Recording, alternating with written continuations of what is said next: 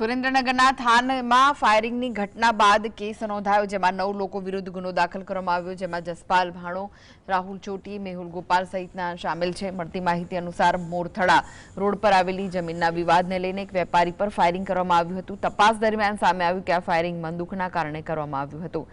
આ સાથે જ ગુનામાં ગેરકાયદેસર હથિયારનો ઉપયોગ પણ થયો હોવાનું સામે આવ્યું। હાલ ઘટના સ્થળે ડીવાયએસપી સહિતના ઉચ્ચ પોલીસ અધિકારીઓ તપાસમાં જોડાયેલા છે અને ચુસ્ત પોલીસ બંદોબસ્ત ગોઠવાયો છે।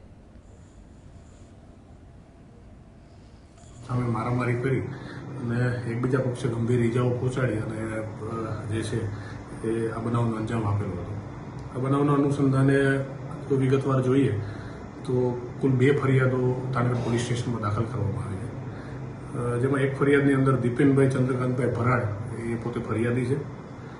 આ ફરિયાદની અંદર કુલ જે છે 5 આરોપીઓના નામ જે છે એમના દ્વારા આપવામાં આવેલા છે।